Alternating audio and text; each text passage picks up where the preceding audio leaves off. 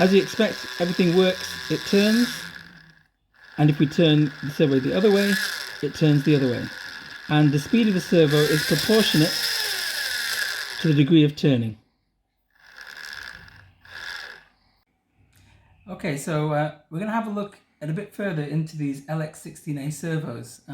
So last time I did a disassembly which showed that the LX16A, once you take it apart, is essentially a rotary encoder and a servo motor attached to a set of gears. The servo chip is connected to two things. Firstly, the encoder is still present, and I've used the top of the existing servo, which easily enables me to change the encoder position. And I've replaced the motor, which you see here, with a cheap Japanese motor, which you can see here, geared motor. So that's the motor itself, and here's the gears connected to a wheel which I used in a previous project. If we read the servo, you can see it reads just as normal.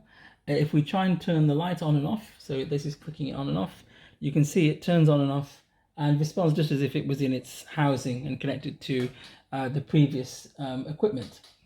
So let's look at motor mode first, which basically allows us to use two H bridges to control which way around the motor is going. You can see the motor currently is not engaged.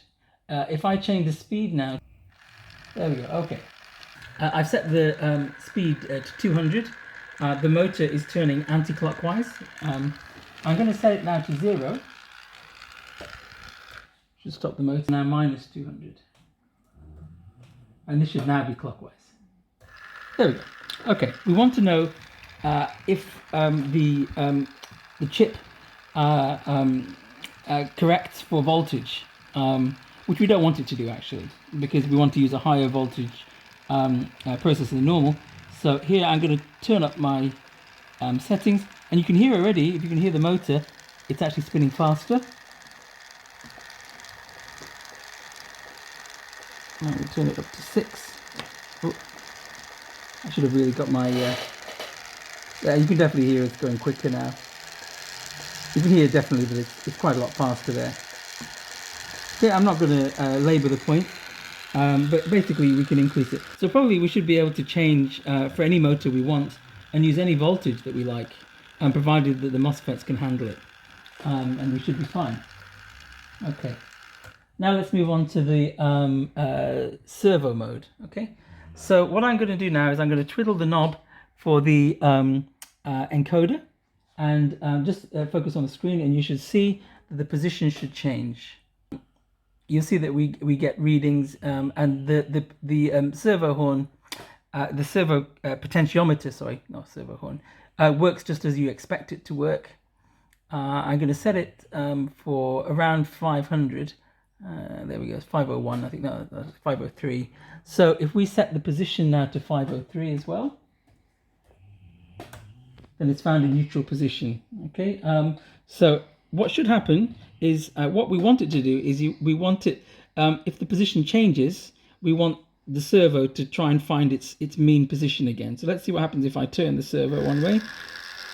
As you expect, everything works, it turns, and if we turn the servo the other way, it turns the other way.